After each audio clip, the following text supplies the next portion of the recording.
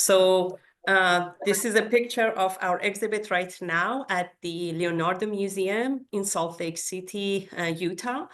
The exhibit will be done by the end of January. We had the exhibit for 3 months over there. But let me get started with the Gallery of Fluid Motion. The Gallery of Fluid Motion is an annual competition at the Division of Fluid Dynamics at APS, where the members submit their images and videos in form of posters and videos, and they should be understandable by public. And they are judged not just based on the new discovery, but it is also based on the beauty and the aesthetic part of that. I became the coordinator of the gallery since 2021. And we initiated this traveling gallery of fluid motion since we had 40 years of archive of beautiful work from the fluid dynamics division. So we started our very first museum exhibition in 2023 at the National Academy of Science building in DC. We had the exhibit over there for 6 months, and we are so proud of that exhibit because it excited the new opportunities for us, and we learned a lot from that exhibit. It was not just images or videos, it was also sculptures, it was printed images on fabrics and aluminum, it was stacked monitors, for example. We had this beautiful 3D printed sculpture of human speech, and it was very well paired with opera singing, and a group at Princeton was doing the fluid dynamics of opera singing, and the sound was very beautifully paired with the other stuff that we had in the exhibit itself.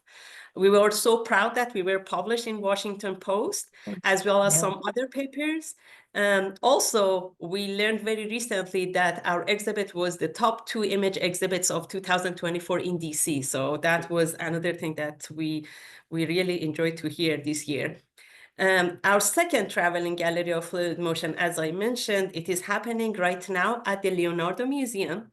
As the name shows, it is inspired by the Leonardo da Vinci's work, and we try to use that as the theme for the exhibit, the flight, fluid dynamics, water dynamics. We had lots of beautiful images and videos, sculptures in 3 different rooms. So we have much bigger space this year, thanks to the Leonardo Museum. And we were able to collaborate with them and the local universities to make sure that we have a really nice home for our exhibit. The exhibit itself, it was sponsored by NSF, as well as the local universities and industry. We are so thankful for their generous sponsorship and for helping us to support this exhibit at the local community. We have a website for our work, and on that website, we have provided some educational resources for those who are more curious about the work. I'll show you a couple examples. We have, for example, articles originally created for this website by Nicole Sharp, our moderator for today, as well as some do-it-yourself at home, build your own kite, for example. This is one of the items in the exhibit, as well as interviews with some of the artists and scientists in the exhibit itself. So please check out the website. We will share the links with you in the chat. I cannot thank enough my wonderful curators. It was their artistic and creative vision that made this happen for the last 2 years. And it has been a pleasure for me to work with them, and they are pure artists, and they have been helping me and the exhibit as we are traveling, and dedicated their time and effort to this exhibit. And I'm so proud of their work. For today, for the panel discussion, we are going to have Nicole Sharp, and we try to kind of like make sure that we have same voice from the art part and the science part, even though for the Gallery of Fluid Motion, we are focusing on the nice integration, the organic integration between the art and science. We don't want to separate them. We have Nicole Sharp, which is our wonderful science communicator for the Fluid Dynamics division. And she's an aerospace engineer and the owner of the FYFD. I wanted to quote her. On her website, she's sharing the awesomeness that is fluid dynamics with the world. So I wanted to quote her here, as well as we have Lauren. I'm going to let Nicole to go through the introduction because she has most of the information from our panelists. But I wanted to remind you, if you have visited the exhibit itself, these are the pieces that you see, the actual pieces from our artists and scientists in the exhibit. So Lauren and her colleagues at Princeton University, they had created this beautiful, wonderful piece for us at the exhibit. We have Reid that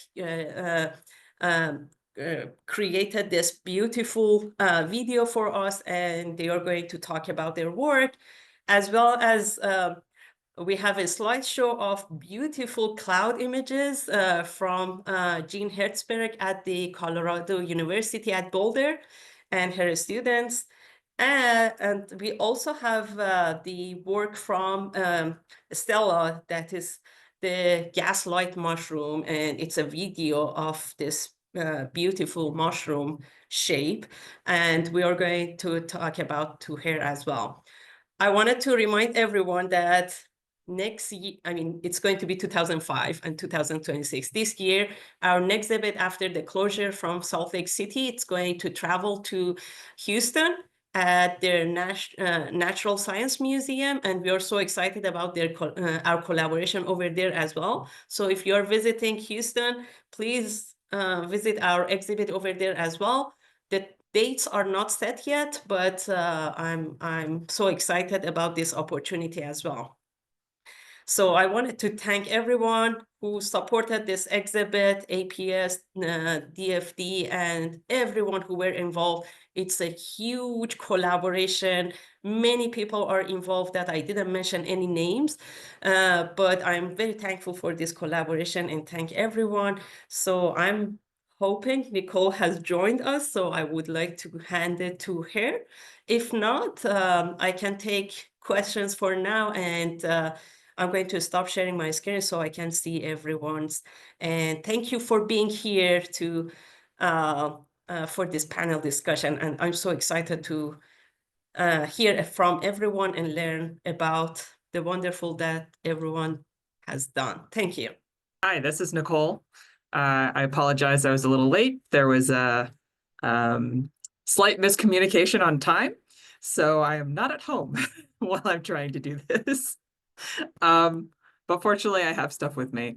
So I would like to introduce each of our panelists before we get started, and I'm just planning on doing them in alphabetical order. So I'll start with Stella.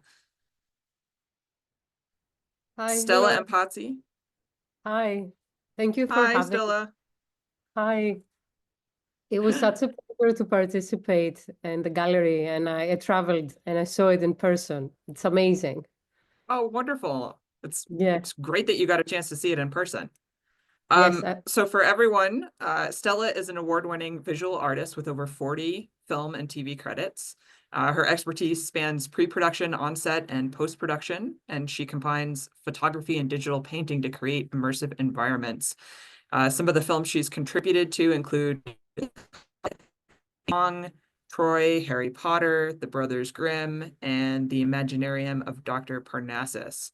Her global experience also includes Mission Impossible 3, Casino Royale, Push, and The Green Lantern. And she collaborated with Darren Aronofsky on Mother.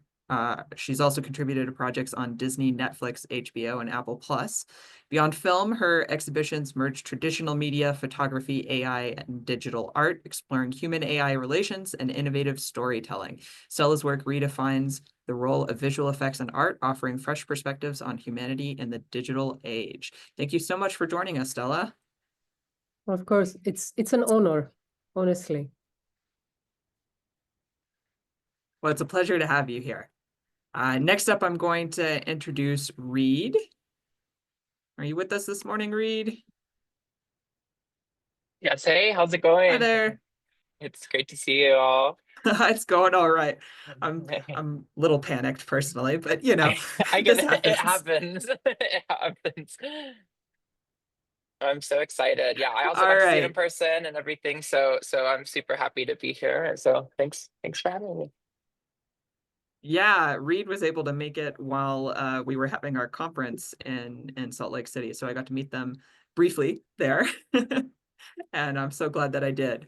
So Reid Arowood fuses elements of performance, sculpture, and new media to create multisensory experiences that push the boundary of the hybrid body and queer identity. Their work has been exhibited internationally through various festivals, symposiums, and exhibitions. Recent highlights include Ancestral Echoes, A Decade of Bioart, Ars Electronica Festival Worlds in Progress, the 6th International Exhibition on New Media Art in Odd Places, Normal, and Future Bodies, 2022 New Media Caucus Symposium and Exhibition. They received their BFA in Sculpture from the University of Tennessee and their MFA in Art and Technology Studies at the School of Art Institute in Chicago.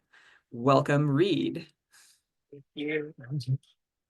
All right, next up I have Lauren Dreier. Hi, everyone. Lauren, welcome. Thank you. Thanks for having me. So Lauren Dreier is an artist, scientist, and designer studying materials through the lens of soft matter mechanics and art. She's currently a 5th-year PhD candidate at Princeton University, working in the groups of P.T. Brune and Andre Koshmerl. In both science and art, she loves subjects that deal with plurality and hybridity, being neither this nor that, and being more than one thing at the same time. In particular, much of her work deals with the gray area between soft and hard. In addition to spiraling upwards, her notable exhibitions include Connecting Artifacts, hosted by origami engineer Tomohiro Tachi in Tokyo, and a collection of sculptural garments shown in conjunction with New York Fashion Week. Her technical research topics include the mechanics of beadwork, bobbin lace, and pattern formation in viscous fluids, for which she was awarded the Milton Van Dyke Prize in 2023 from the APS Division of Fluid Dynamics. When not in the lab or studio, she enjoys playing the violin or digging around in her garden in Hopewell, New Jersey. Thanks for joining us, Lauren. Thanks. And our final panelist is Dr. Jean Hertzberg of University of Colorado Boulder. Hi, Jean. Hi. So Dr. Hertzberg is currently a professor of mechanical engineering at CU Boulder. She's taught graduate and undergraduate courses in measurement techniques, thermodynamics, fluid mechanics, heat transfer, design, and computer tools. She pioneered a spectacular course on the art and physics of flow visualization and wrote a textbook to support the course. Her other art and science course, The Aesthetics of Design, is a mashup of studio art course, industrial design, and engineering project courses. Together, these courses are on openly available websites and reach 30,000 people annually from hundreds of countries around the world. Her disciplinary research centers around pulsatile vortex-dominated flows with applications in both combustion and biofluid dynamics. She's currently studying, among other things, the aerodynamics of woodwind instruments. Welcome. Thank you. Do we have time for me to show my Flovis website real brief? Oh, sure. Okay. Let's see.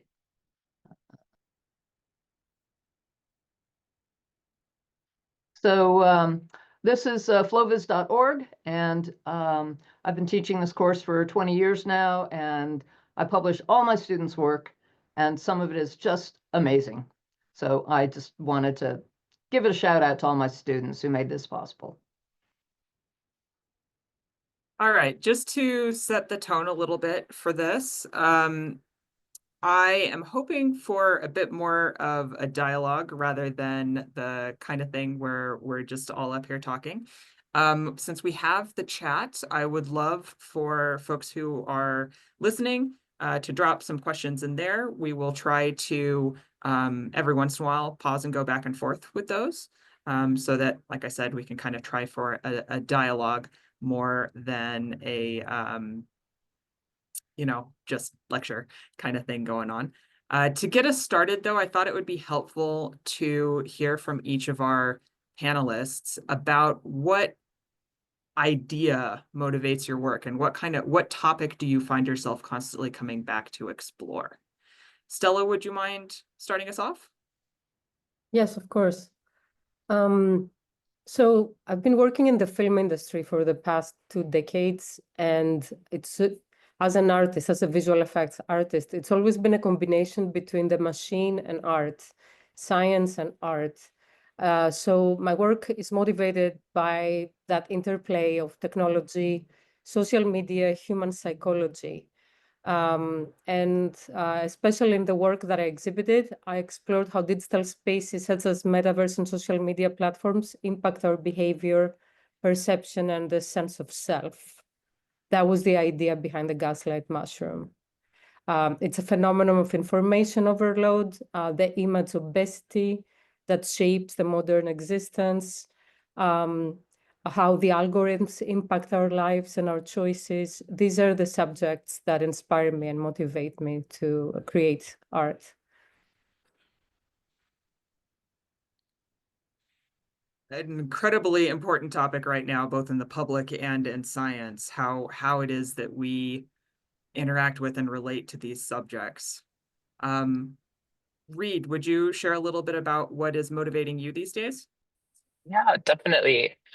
So a lot of my work focuses on ideas of transformation and fluidity within identity, and ways that sort of embracing sort of a queer perspective on identity can allow for a lot of freedom and transformation. And I'm curious in ways that these ideas of transformation can tie into our bodies, the ways we view our bodies physically and also in virtual spaces. So a lot of my work is kind of questioning the role of the body in relation to identity in these sort of hybrid worlds, kind of existing in these like liminalities between virtual and physical. Also lots of conversations of like where we exist among these sort of algorithmic identities and visualizations of the body. So my work next that is at the Leonardo right now is sort of this sort of question of like what can a body be in sort of a virtual environment, virtual world. So a lot of microscopic imaging and one of my favorite things I think questioning with overlapping of science and art is sharing tools. So sharing these tools of like microscopic cameras and medical imaging is something that I find really fascinating, in ways to sort of create these new perspectives on our bodies to help us better understand ourselves and question the role of these vessels in physical and virtual environments. Wonderful and very relevant to what's going on these days. I see a question that's come up in the chat is, what makes art art? How do we know something's art? How do we distinguish it from things that we don't consider to be art? Lauren, do you have any thoughts on this? Oh boy. I mean, If that's anyone else has a ideas, feel free to jump please, in. please It's kind of a weigh in, big but question. I mean, it's something I think about a lot, actually, like, you know, working between these different fields, where in my art practice I make, you know, objects and images, and in science I do the same thing. And sometimes, yeah, I wonder that myself, like, is there like an ethical responsibility for my scientific research to like not be art, like to be, you know, efficient and cut to the chase and that sort of thing? Or am I allowed some extra room to kind of like love this thing a little bit extra and look at it a little bit differently or deeper? I mean, these are, and does that make it art? I'm really not sure at this point. I mean, I'll probably be asking that to myself for many years. I have a working definition that I use with my students, and that is that art is the instantiation of a vision. It's the execution of a vision. If you have a vision of how something should be and you make it so, then that can be art, because art can be anything that humans do. Art started out meaning everything that humans make. That's where we get artifact and artificial and artisan. all of those come from that same concept that it's what we do. And so anything that humans do can be raised to the level of art. You know, now our interpretation of art is based on, you know, fine arts. It came out of, you know, I don't know, like the Middle Ages, when art got separated from the STEM topics kind of in universities. Fine arts and art criticism came around. But if we go back to that original idea of art, that it could be anything. It could be, you know, the beautiful equation. It could be the incredible meal made by a chef. It could be these guys on YouTube who bounce ping pong balls, you know, off of they bouncing them off of the undersides of pots and pans. They make a tone, so they play this tune, and they do it for, they say how many hours it takes them to do this, to make the tune and then make the ping pong ball go into a cup. I think that's a work of art, and I just find that awesome.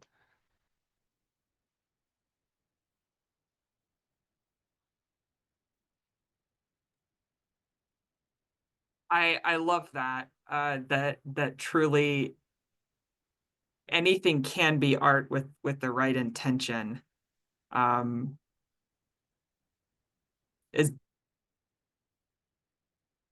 Do you think that that is a reasonable idea or a reasonable summary, Reid? Yeah, I think so. I'm always like, one of my favorite things, and I think one of the reasons why I have pursued art is that it's so boundless and so free. So I always hate like these like definition questions, right? Because it's like, that's my favorite part about it, is that there is not one. And I think it's just exciting to me. It's so exciting to feel like you have this opportunity to define it yourself as the artist, which is why I like to do it. I like to create my own worlds where these things I value, even if nobody else really values them sometimes, as long as they still feel valuable to me. I think that's enough. So yeah, I think that, you know, having a broad definition, no definition, I think that it's something that like we just need to be open as we can, and you know, just understanding, listening to others' perspectives as to why they value that. And I think that that's enough. I think that's a great idea that touches on something that I think we'll come back to in our discussion, which is the idea that dialogue is really important, both with art, I think, and also with science.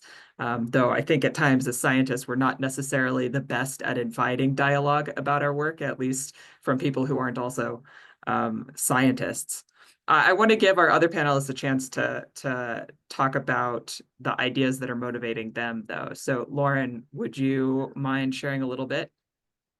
Sure. I mean, well, there's the piece that, you know, I worked with my colleagues on for this exhibition, and then there's the creative practice that kind of existed before I was a scientist and actually like ultimately led me to science.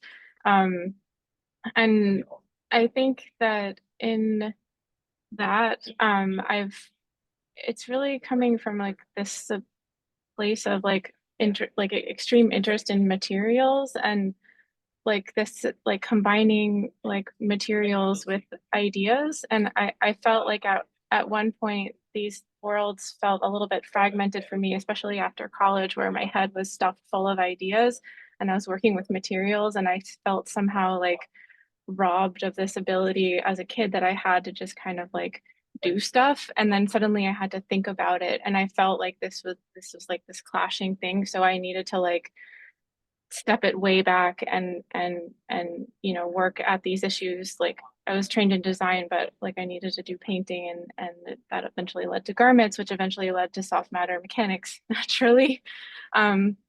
But that's sort of how I've been piecing things together for myself, and it ultimately ends up in this in-between space that my bio mentioned, that inspires yeah, everything that I do. It's all kind of like coming from that same place of like, you know, how do I deal with this like fragmented feeling, I guess. As somebody who has also struggled throughout an academic education to balance feeling like there are more creative and artistic things that I want to be doing, as well as, you know, what you're talking about with being stuffed full of the equations and some of the really specific mathematical details of things. I can really relate to that. It's probably the journey of a lifetime, finding the path in between these things and finding the way to kind of embrace multiple parts of your personality and your interests, despite the sometimes narrow paths that we get encouraged to go down. Somebody who has really pursued this throughout her career is Jean. Would you like to talk about some of the things that are really motivating you these days? Of course. I've always been motivated by the beauty of fluids. It's just so drop dead gorgeous. When I was a little kid and my job was to clear the table after dinner, my favorite part of that was taking my parents' water glass and our kid milk glasses, and I would pour a little bit of milk into the water glass, and it's just awesome. And it's like, I want to wear it, you know, I want to be that. And that has persisted throughout my career. I was so happy as a graduate student to be given the opportunity to do flow visualization. I was introduced to this terrifying argon ion laser that, you know, was kind of a big deal at the time. Made a laser sheet, generated an aerosol fog, and sliced through different kinds of flows. And that really hooked me, and that has driven me ever since. I've tried to find ways to really visualize what the fluid is doing in all my work. And lately, I've also been inspired by other aspects of my professional life.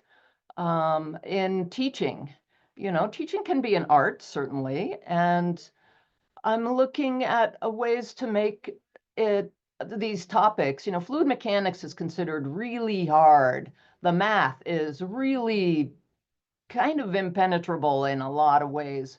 And that turns a lot of students off. They leave our fluids classes saying that that was awful. I never want to do that again. And that is such a loss. So that's why I'm exploring ways to kind of make our courses a little more accessible, a little more inclusive to people who don't have great math skills. But still the physics are beautiful and accessible and approachable, and that's what I'm really into these days. Yeah, that actually brings me to something that I wanted to talk about, which is who we see as the audience for our works and how do we establish a dialogue with that audience. So you are working as an instructor, obviously. So in some cases, your audience is clear. You're trying to convey this information to your students, and you have an opportunity for dialogue because your students are right there. They can say whether something is working for them or not, right? Right, right. But that's not necessarily the case for all of the people that you're trying to reach with your work. So who do you kind of envision as your audience, and how do you set up and invite a dialogue with them? Dialogue is hard, you know, and in the earlier days of the internet, I'm old enough to remember all of that. People would write to me from around the world about my FlowViz website. That was how I knew that it was reaching a much bigger audience than my students and their families. And they were often really happy to see these aspects of fluid flows and to acknowledge that it wasn't just about the math, that the physics were really beautiful and that it impacted their daily lives. And that was wonderful. But nowadays, a lot of our discourse online is so toxic that you know, you have to moderate a little bit. I do have a Facebook group for flow visualization, and everyone there is very polite, and everyone's welcome to join. And I carefully police it for spam. I do exclude spam.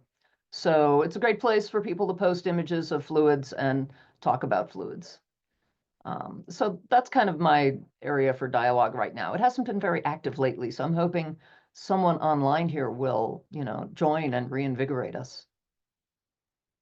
That's a fair question. Stella and Reid, you've both had works appear all over the place in public. Do you feel like you have a clear idea of kind of who your audience is or how you can communicate with them in a two-way fashion instead of simply a display? Yeah, I guess my work is for anyone who's deeply involved in the digital culture and who's curious about how technology impacts our lives, or they're just trying to make sense of the relationship with the media and social platforms. I would say for this specific work, is younger women that they don't know how to navigate yet to the social media. And the goal is to raise awareness about how technology influences the way we see and interact with the world. And also to encourage viewers to take a closer look at their connection to these digital spaces.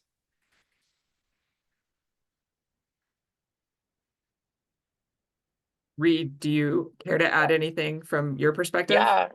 I think I get oftentimes bored with like the fine art dialogue of, this sort of expected like gallery and viewer sort of relationship. And I like being there and I like meeting people and I like learning new things.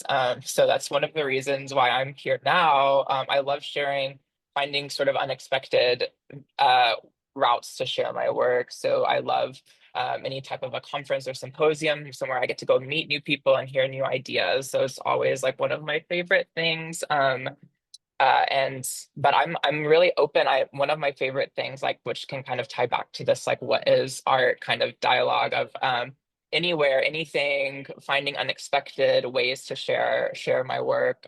Just a couple months ago, I had the opportunity to project a lot of these objects, sort of like what I had on display in the Leonardo, these kind of swirling biological forms that are sort of fluidly floating around, projecting those into a underground rave in Chicago, a big house music venue. So like, just like anywhere where I can kind of be in this, create sort of these immersive environments and immerse myself in this dialogue and not just sort of like have this one-way sort of like exchange of like presenting something to you. And then sometimes it's just me. A lot of the times I can find myself kind of hoarding a lot of my work and feeling like, oh, it's not ready or it's not good enough to share yet, so I feel like a lot of work is just I'm only seeing it. Sometimes I feel like a lot of other artists can like relate to that and kind of I try to push myself out of that and be like, well,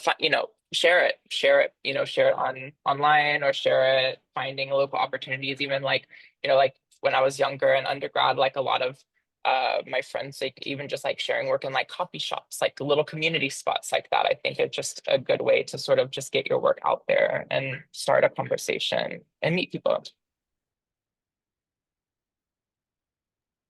Yeah, so it sounds like you're always specifically looking out for ways that you can seek out that dialogue, can get work in front of people who wouldn't necessarily see it. And you're finding ways to invite kind of one-on-one dialogue by getting out into those spaces as much as you can. Lauren, do you feel like you try to get out to your audience, and does that differ for you on the kind of the more artistic side versus the scientific side? Yeah, I mean, I think that the opportunity to share work on like all of these fronts is like a real privilege. Like, I mean, especially in art, like most artists don't have that privilege. Like you make stuff, and it stays with you often. And in science, like there is more of a mechanism to, at least in graduate school, to continuously share. And that's actually something that I've coming to enjoy, I think, or like just kind of coming to terms with, maybe I'll say, in this process of like being a scientist, because it's not something that I was like used to as an artist, where I could just sort of like, you know, ruminate in private and come out when I wanted to. So I kind of like that fast-pacedness of science, where it's kind of training a nice muscle memory, like to share, and like before something is fully done or fully cooked or something. But I also totally aware of like, and when I was thinking about this question, like the difference between like genesis and the sharing part, because like sometimes, like especially when art starts to cross, so, or like, you know, these creative things cross over into other fields, like art sometimes is like used as like a, because art is such a chameleon, it does a really good job of, you know, bringing different types of people into a field, which is like wonderful. But then like I'm always keeping an eye out for like, you know, at least in my practice, like making like that the art is coming from a place of necessity, and not necessarily like a marketing campaign for my research or something like that. I think both things like work and exist, but they're, for me, it's very different, and that's been like a really interesting thing to navigate in my PhD, which is like, you know, yeah, making like gorgeous videos for my talk, and working in a lab where, you know, those are often produced, versus, you know, thinking really critically about, you know, this exhibition, for instance, and you know, really what we want like to do from like a more of a organic like part, I guess. So I think you've touched on something really interesting here, which is this idea that at least in some scientific labs and some scientific circles, there's an increasing emphasis on this idea of being able to present our results in a fashion that's beautiful. As a science communicator, I'll just say that for me, that's often important because it helps draw people in. It forces you to think about how you're expressing the scientific idea that you're putting across. It's very easy for us to just, you know, try to throw up, here's you know, series of graphs that have all the data in it. We had a joke when I was a graduate student, that one of the professor's go-tos was literally just, whenever you had data, plot everything. And it's like, okay, sure, that might have some role in helping us try to understand what it is that's going on. But at some point we have to actually break down that data and come up with the story that we're trying to convey, and then think about how to convey that story well. And sometimes that involves really thinking about visually what it is that we can do to help us tell that story, and kind of bring people into it in a way that's not necessarily, here's literally everything I did and everything I experienced, but in a way that helps them to see, you know, what scientific truth it is that we've uncovered.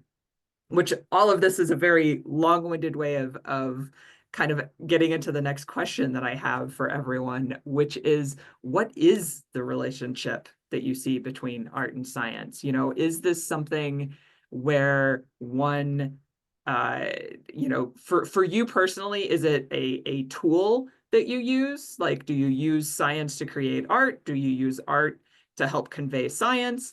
Is it something that you can see as more of a partnership? I'd love to hear what somebody has in terms of thoughts on this. I'm just going to throw it out openly to whoever wants to go first.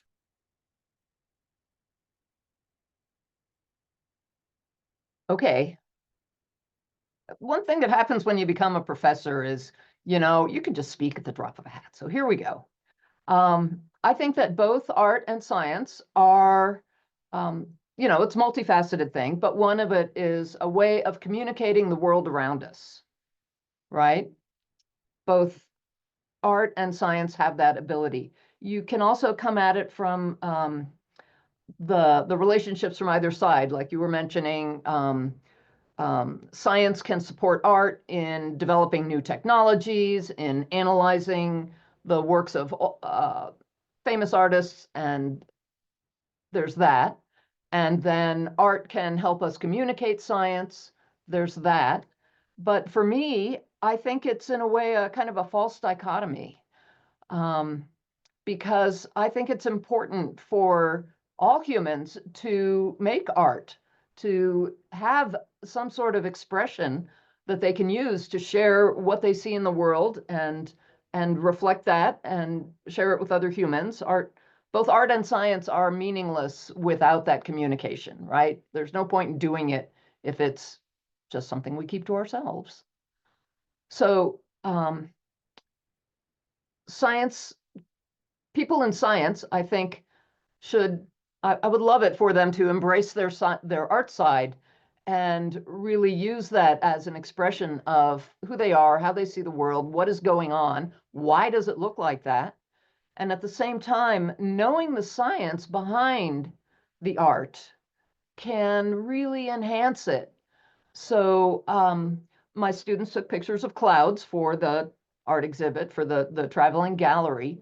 And we also talked a lot in class about what is going on in the clouds to make them look like that? What are the physics of atmospheric lift that makes clouds condense? And why do we have thunderheads in the summertime and stable flat clouds in the wintertime? And knowing that about the atmosphere makes the clouds more beautiful.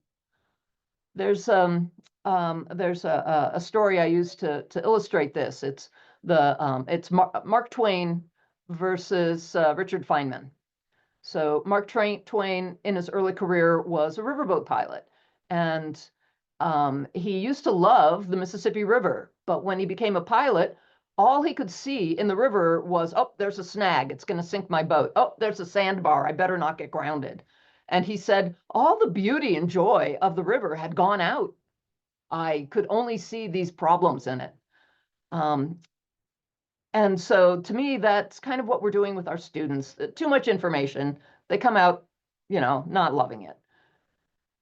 Feynman, on the other hand, says, oh, I have this artist friend, and he says, when you look at a flower, you dissect it, you make it dry, you do that Mark Twain thing. But that's a different part of the illustration. And Feynman said, I think this guy's crazy. The more I know about a flower, the more beautiful it becomes. I start thinking about what's going on at the cellular level and what is making these beautiful colors in the flower petals, and why is there a Fibonacci series in the organization of the parts that make the seeds. So I want everybody to become Feynmans and really see the deeper beauty in the world around us by knowing more about it. And so that's how science and art are one.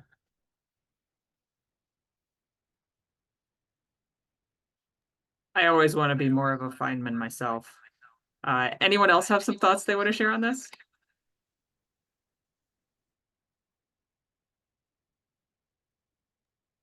Sure. I mean, I think I'm with Jean in that I like, after doing both the kind of in parallel, I think that it comes down to how we see the world, not necessarily how we like think or report on the but like just how we experience the world. And I think in both practices it feels like this sort of like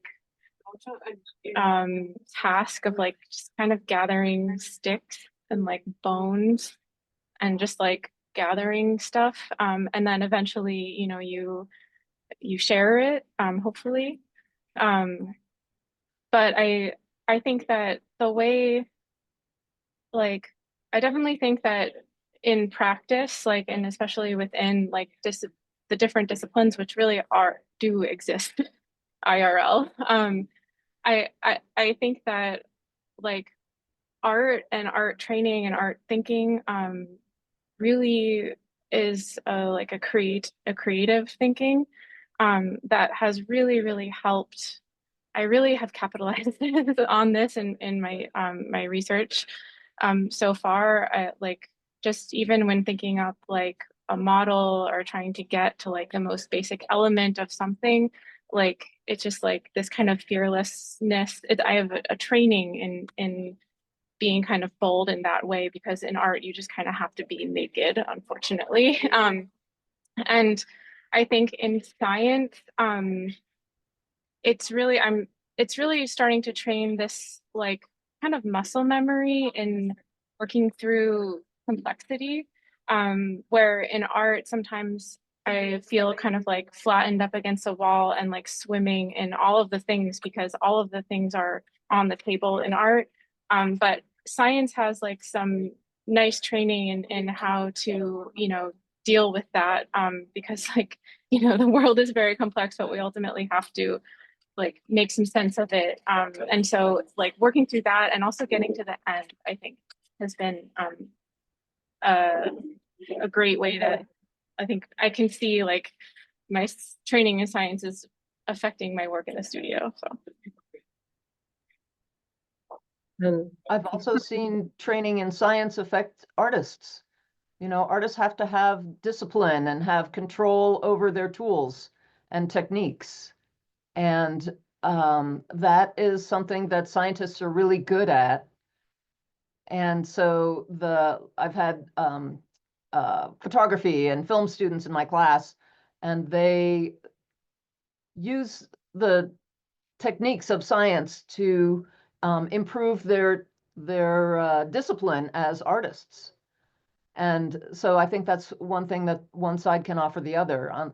Like you were saying, have the art side be able to inspire the creativity that we need in science. And then on the other hand, the artists need the discipline and the experimentation and the keeping track of what works and what doesn't. That's a science thing. And that's one thing that they can offer each other.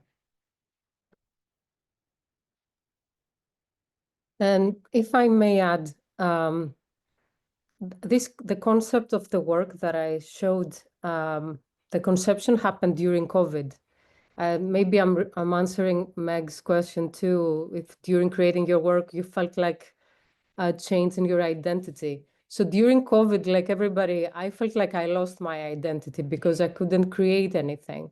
So I decided to take a master's degree of photography and visual language during that time, because I wanted to create again, find myself again, find my voice, because there was nothing happening, nothing creative. So when that happened, I realized that we have to work into doing research, like academic research, to back up our idea. And I found that interesting because I never had to do this as an artist, because anything would go, like any crazy idea. We didn't have to back it up scientifically. So I was thinking, why are they torturing us? But it was such a gift to learn how to do this, because I found out that helped me create. I had a good vision, strong vision, but it helped me build a strong foundation on that vision, to back it up with actual science, like going in and reading like tons of books, citing books, like a process that it took me 1.5 years to build this idea. And I'm so proud and grateful it happened, because that, both the combination of these two, creates magic. Like the science created a solid structure for what I wanted to do. And then the art part was the soul of the 3D sculpture. So I would love to it's best, I guess, to collaborate with scientists that they already know, and they studied this for years, instead of artists having to do that. But again, that was a gift. That was a beautiful gift for me. Thank you so much for sharing that. Reid, did you have anything you wanted to add? I think I really agree with everything that's been said so far, especially with Stella, with like this really incorporating this like research into the art practice, I think is a really, really important way to add a lot of depth to the work. And I think for me, it's a lot of this like perspective of just like the lenses of understanding and making sense of things. And it seems like there can maybe be a little bit of, sometimes art is maybe a little bit more making sense and understanding some of the inside, and science understanding, making sense a little bit more of the outside. And just the way that we're incorporating or understanding the world is just like a constant balance between those two. And I think that sort of blurring those lines between the two can just like lead to a lot more like innovation and creativity and in both areas. And I think for me, just like in my practice, maybe from more of a like literal sense, is just like tools. Like I've loved like the possibilities of kind of using some of these scientific tools, right? That, and kind of recontextualizing them as tools for art making, a lot like what Jean's doing and your classes. Like I think that that's like really, really exciting, because I think there are so many exciting ways to create like exciting visuals and aesthetic languages that can so often be just like written off as like data or information. And I think that like mixing that is so exciting as well. Really love where we're building with this. And that actually brings me beautifully to the next question that I have for our panelist, which is about what kind of partnerships you've ever had. As scientists, have you had a partnership with an artist counterpart, and vice versa? Those of you who are artists, have you worked directly with scientists? First of all, can anyone raise hands if they've done this? All right, beautiful. I would love to hear about how it worked and what you think that artists and scientists can do to benefit in their partnerships. Jean, will you kick us off? Yeah, when I first started teaching FlowViz, the course was a result of the university inviting faculty to step across the border to the other side. Okay, so they dangled this tiny amount of money saying, hey, why don't you go find a humanities person to work with, Mr. Engineer? Okay, well, I didn't want to do anything in humanities per se, but I'd always have this thing for photography and flow visualization. So I reached out to a colleague in photography, and he was history of art and photography, and he helped me get the course started. And that worked great for a couple of years. And I learned a lot about kind of the art approach and the thinking in the art world, that Lauren was talking about, and the galleries and how art works. And his definition of art was, well, if somebody pays for it as art, then it's art. Okay, that's a little cynical. And I started developing my own ideas at that point. And eventually the university stopped paying for two professors to teach the same course, which I thought was a damn shame, because I miss him. But what I've ended up doing in my classes is I make the artists do science. They have to write reports and document what they've done. They have to document to a level that somebody else could reproduce their work. And I make the engineering and science students, I make them produce art with impact and emotion and intent and whatever aesthetic they want to apply. I make them define their aesthetics. And to me, that's where the juice is, I think. Reid, will you tell us a little bit about the partnership you had? Yeah, most of that has come from like sort of my professional or academic courses, studying art and bio art collaborative settings. So working in a community biolab in New York City. It was a group of artists and scientists working together and kind of working toward finding experimental renewable materials, creating sculptures out of mushroom mycelium and creating panels of kombucha, you know, kind of just scobies, working with just kind of finding ways to create new materials for art practice. And that was kind of one of my first experiences with that. And more recently, it was in my graduate program of working with a lot of data scientists and technologists. And there was always this, it felt like there was a lot of, since these were more in academic environments, I was the student, there was a lot of just sort of like taking in these methods of creating, taking in these methods of learning something new. And I felt like a lot of the things that was, there's a lot of question of like, well, can you do this with this, or can you do that?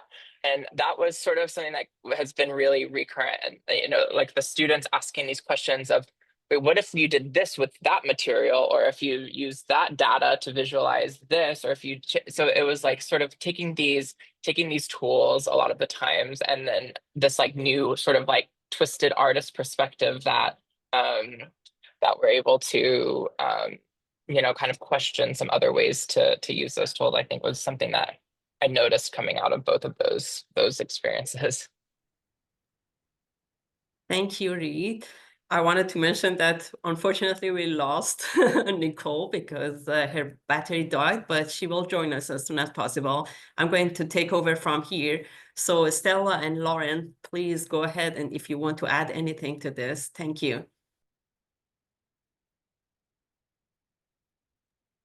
Lauren, you can go ahead if you want. I haven't had the pleasure to collaborate yet.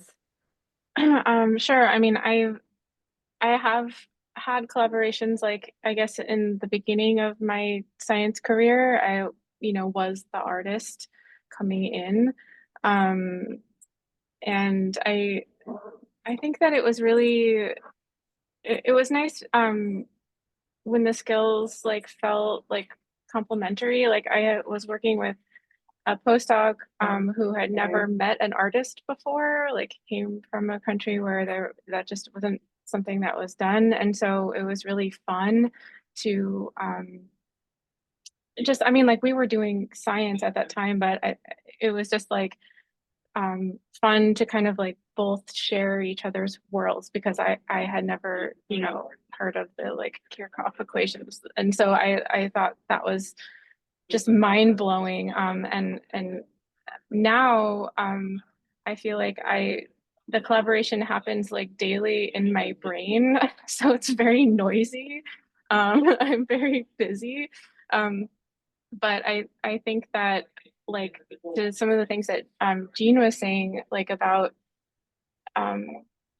like I love crossing over roles, like in working with my, can you guys still hear me? My audio just changed. Okay.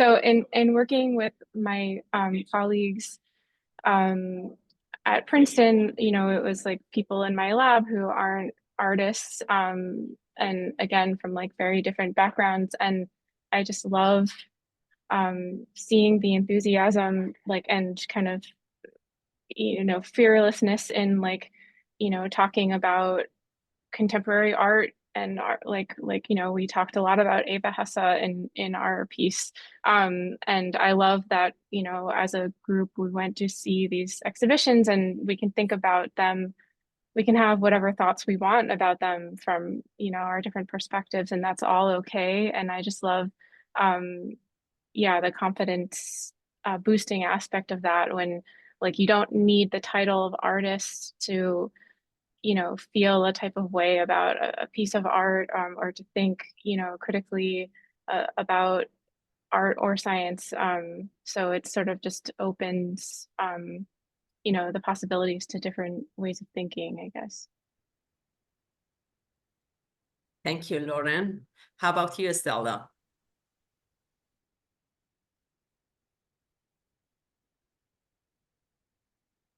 So I haven't had a chance to have like a formal partnership with a scientist yet, but I do often work with experts in technology and computational design to help bring my ideas to life.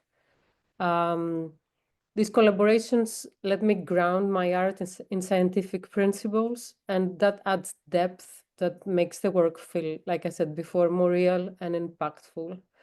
And I think artists and scientists have so much to offer each other.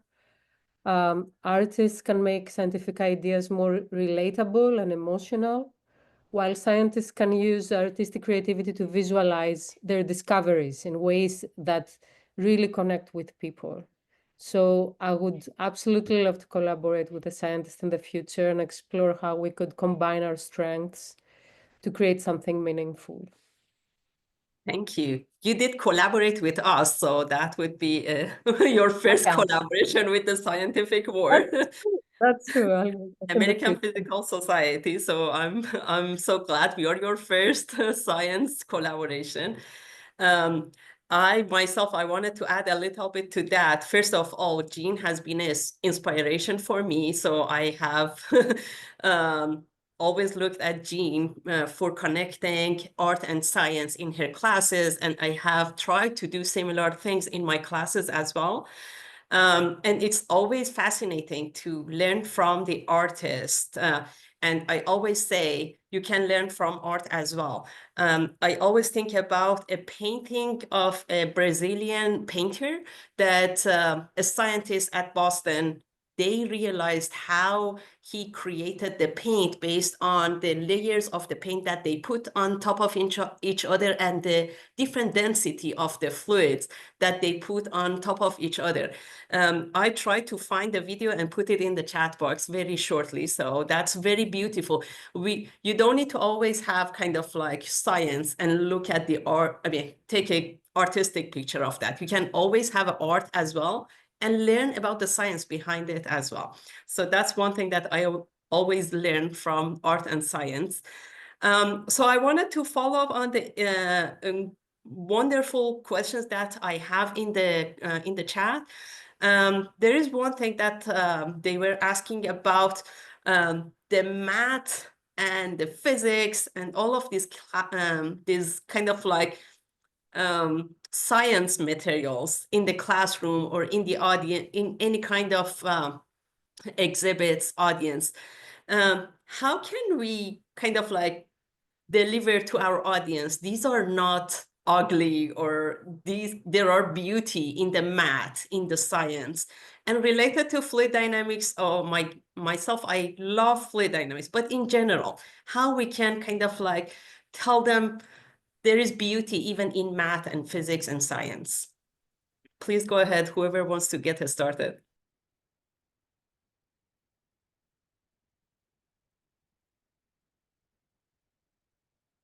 Well, I've taught both graduate and undergraduate fluid dynamics. And I think what has been most important is keeping the strong connection between the math and the physics that are represented by the math. And using, really using the math as a language to explain what is going on and how it works, how it all fits together. And I think that there is an inherent beauty in that we may take for granted. And just run the math, and I know students do this, they'll just solve the math, and they can solve math just fine, but then they may have trouble connecting that back to the physics. And so I think we really need to emphasize that connection. And then there's just pure math, which is beautiful even on its own. And I think there's lots of examples of that. There's a whole conference that happens every year, the Bridges Conference between art and math, where there's hundreds of examples of how they work together. Thank you. Nice. I'm curious to hear from Stella and Reid if they had any math classes, physics classes at any level, and what are their thoughts when they had those classes and now they are looking back at them. Yeah, I've always been like that very stereotypical, like left brain, right brain type of a person. Like I've never liked anything related to mathematics. So like a lot of the conversations about this being ugly, I'm like, I can understand that. But I think more recently, like I with like my graduate program and having to just like buckle down and like learn how to code and using like a lot of like coding to create these like generative visual things. It was like pushing myself through it for the art, I think opened my mind up a lot to that process and made me understand that it's a lot. It is really, really important. And also during that program, being exposed to a lot of really captivating artworks that like just under the genre of like data visualization, and a lot of artworks that are working with beautiful ways of visualizing data and numbers in ways that I never thought could be captivating in that way. And I can like, especially with some of been able to see in person, like a couple like large scale like data. I'll try to find it and put it in the chat, like large scale data visualization, like immersive installations where you're sort of like this tiny piece in these worlds of transforming numbers and like information, and thinking of information as art is something that's really interesting. So yeah, definitely traditionally hated it, but like having understanding its importance a lot more recently over the past couple of years. Thank you. That was really nice answer. How about you, Stella? So yeah, at school I remember doodling on my math books, like and painting on them instead of doing that. But then, as it was clear that I will pick a direction in art, the technology kept drawing me back, because I didn't just go to study fine arts. I went to study 3D animation. I was always looking for new technological advancements to create art with. And could I ever imagine that I would create like art using a large data set of images and playing with data sets and science stuff? But it was fascinating, and it's been some of the best work that I've done that direction. So yeah, absolutely fascinating. I'd love to jump in on this question that I love. I feel like with math in particular, and I haven't taught a lot in math, but I did do like a differential equations class for undergrads. And I remember learning like calculus in high school, and I had this amazing teacher who, I mean, it was just a math class, but the way that he described like this idea of like a derivative as this, and it was like just kind of blew my mind because it was so abstract, and it just seemed like total magic, that exists, and that like we have this crazy tool, and so like I felt the same way teaching differential equations. Like, these tools are bonkers. They do the most amazing things, and it's so kooky. And you have to like picture all these vectors moving in all these crazy abstract spaces. And I think that like for me, picking up on that abstraction, and it really just is like poetry. It's even more abstract than like visual stuff. And I really it's something I've hooked on to, and I think in the future, if I'm, teaching these things, I would love to try and, share that with students.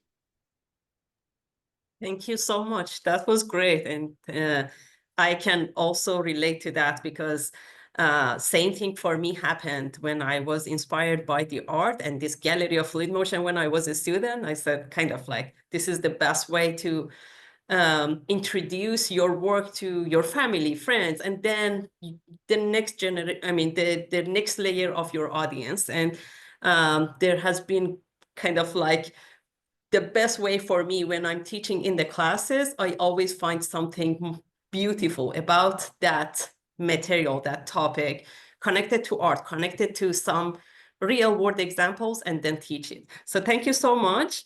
I think we lost Nicole again, so I wanted to hand it to her again, but I'm going to still ask the next question. So I'm very interested in this question that Meg proposed, so I'm going to ask that question. She's saying that she's curious if creating your work, you have felt a change in your identity.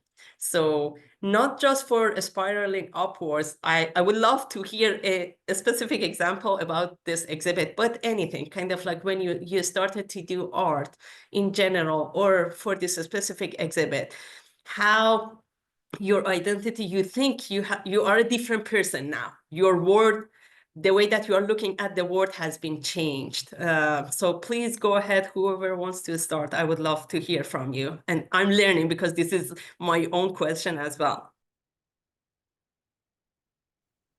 Okay, I need to ask. Yeah. Okay, I all think- right, I'll go. Go ahead, thank you.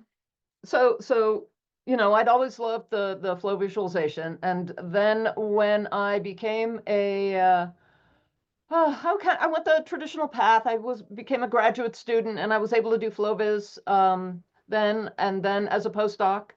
But all the funding was generally tied to military applications and industrial applications. And so that was kind of the only kind of fluid mechanics that was available to me as a career. And I could do some FlowViz with that.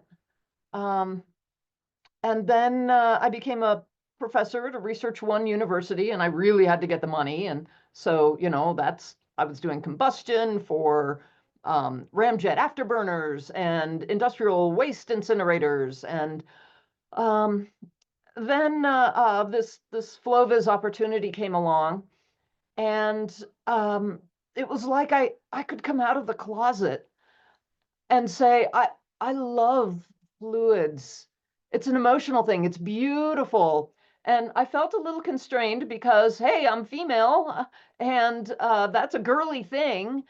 And, you know, fluid mechanics is heavily dominated by people who identify male. And that was a constraint for me. That was an awkward thing. And as I've grown and gotten older, I can now really embrace this kind of feminine, I don't know if it's feminine, it's human aspect of loving the beauty of fluids. There's other aesthetics in fluids as well. There's the aesthetics of power, you know, the awesome power of a rocket lifting off, and what we can do with hydropower, you know, the flow coming out of Grand Coulee Dam, and just power is just an amazing thing. I can't really say it's necessarily beautiful, but it's amazing. And then there's the power of destruction, the aesthetics of destruction, of tsunamis and hurricanes and avalanches, fluid phenomena, which is horribly destructive but fascinating to watch. And then there's weird things in fluids that we love. How many of you have dropped raisins into a glass of soda water? Have you ever watched that? Try it now if you haven't. And it's weird. They start going up and down. They dance up and down, and there's, you know, it's a kid science thing, and there's plenty of explanations online. But so that really that evolution as society kind of evolved really freed me to embrace my identity, who I really am.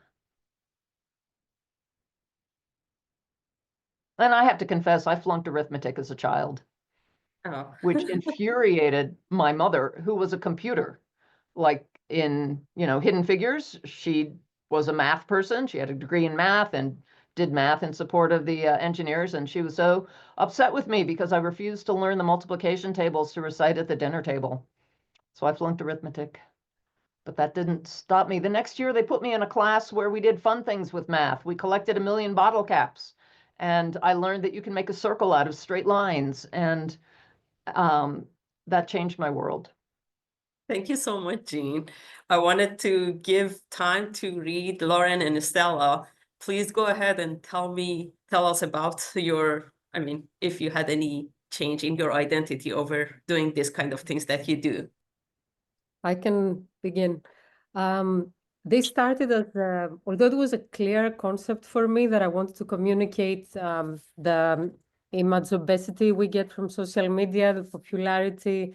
I don't know if you're familiar with the work that I did. It's an atomic explosion. It's a mushroom. And their photos, popular photos from social media. The popular ones go up faster, the not so popular ones stay at the bottom. That's the concept of it. And while I was trying to figure out how am I going to do this, because it's such an abstract concept, I definitely need to find the right software to do that. I started researching. So the change in me being an artist, I'm not saying that I changed into a scientist, that's a big word, but I would say a researcher. I have become like a little researcher into finding out ways, like what is a software that can handle a large data set of photos and add for each pixel one different photo to create this 3D sculpture and animated spiraling upwards while doing that. So thanks to science, like I had to reach out with every visual effects person I worked with, like in New Zealand, in Weta, in LA. Not many people knew how to do it. So it was a project that it didn't seem that it would happen. But finally, here in New York, I found this person who actually hired me to work for the company. Then I hired him to do this by using Houdini. It's a 3D software, and the technique is pyrofluids that has managed to create this effect. And so this concept that was crazy to begin, like 2 years before the execution, it found a way to be done. And that to me was fascinating. It changed me. It made me stronger that any concept can be done as long as we keep on fighting and find the right collaborators. And it's been backed up with science. We wouldn't have achieved that if it wasn't for the math behind the algorithms of that software. All right. I think hi everybody. I'm back through many technological problems, just in time for the end. First, I want to thank all of our panelists for joining today. Thank you so much for coming, for sharing your work with us, for spending some time thinking about some of these big and oftentimes nebulous concepts. I think we've had a really interesting discussion with a lot of interesting ideas that we've at least gotten to touch on. I also want to thank everybody for tuning in. It seems like we had a pretty good crowd. I appreciate you guys throwing in some questions in the chat. For the last couple minutes, I want to give Reid and Lauren just a minute or so each to address our previous question. And then the rest of you, I would like you to think about a kind of sign-off message about how to find a collaborator for yourself. Like what are ways that we as scientists or artists can find someone else? So Reid. Yeah. Yeah, I think in relation to this like question of like identity, from my perspective, like my entire career as an artist has been pushing through like constant imposter syndrome. So like from where I'm from, like a very rural part of East Tennessee, like even the thought of having doing art as a career felt something that wasn't real. So there's this like thing of like accepting myself like as an artist, but I was, for so much of my life, I've identified myself as an art student, right? So then over the past couple of years, allowing myself to feel comfortable calling myself an artist and not just an art student. So accepting myself up to this point, and then working with a lot of technology, being able to like question, can I call myself how do I identify myself? You know, like I'm creative technologist, as this new phrase is thrown around a lot in like the field of work that I do, and pushing through that, and then feeling comfortable allowing myself to exist in these other areas that seem exciting to me, right? And like with this, with the work that I've been doing with you all has been so like mind expanding and exciting to me to feel welcome in a community of people that I don't necessarily feel like I identify with. I don't consider myself a scientist, but I would like to. So I'm just like open to just like accepting myself and allowing myself to feel a little bit more confident in my capabilities, I think. But it's been really, really, it's made me feel really good. I felt so welcome and excited being able to exist in these things that maybe, you know, a long time ago maybe felt kind of scary. Identifying these ways and now feeling a lot more confident in my work and that excited about these overlaps. I love that for you, Reid, and I hope that the rest of us can also feel like we can embrace those other parts of our identity and that we're not confined to just being one thing. Lauren, as somebody who has embraced this. Recently transitioned. Yeah, I mean, I love Reid's comments about just sort of like allowing yourself to, you know, have this identity. I also felt like I was trained in design, and like the couple years after that, when I started making art, I remember someone referred to me as an artist, and I was like, oh my God, like that is too much. You crossed the line there. And then when I recently, like when I started like working in a lab as a scientist, and someone, you know, again, it same happened, like a scientist, and I'm like, oh, like this can't, like that's, the title feels like really big. But I also like, you know, I think it's so key, like the communities, like that these, where these titles, you know, happen, are so key in building that confidence. Like you know, I got thrown into like the APS community early on, and it's been just like such a wonderful community for me, and like the different conferences where I just, you know, get out there, share your thing, and people are happy to talk to you about it. And sort of like science for me was this open arms like community that I didn't actually find anywhere else before in my like professional journey. So that's just been all good things. So Wonderful. All right, so as a final, really quick, like 15 seconds each, where can we look for a collaborator? I'm looking right here. I think that this intersectional community is beautiful, and I'm so happy to have participated. Thanks, Jean. Lauren, where are you looking for folks? Within, I guess. But if it's not already there, I don't know. I found mine first one on Google, so. Stella, any ideas where you're gonna look? I think we need an app, like a maps.com for artists, scientists. There's an idea. Ideas. Yeah. I think it happens to me organically, randomly, like neighbors. My neighbor next door is a data scientist and she wants to create something. Now, with you guys, I feel like I've opened like a huge door that I'm open to explore and bring new ideas in real life. Wonderful. And Reid, I'm going to hand you the last word. Oh man. Yeah, I think a lot of it is just like feeling comfortable putting yourself out there, because I think you can find so much more if you feel open to sharing and expressing what you're looking for. I also agree, this community has been really incredible. I find myself looking for these types of opportunities like conferences and symposiums to just be able to like hear new ideas and share my ideas, and then that just like that always like leads to so much excitement. I'm so excited to see like what the future holds for the traveling gallery and all of these exciting opportunities that we can hopefully have with each other. All right. Thank you all so much for joining. I hope everyone can give our panelists a round of virtual applause. And thank you for joining.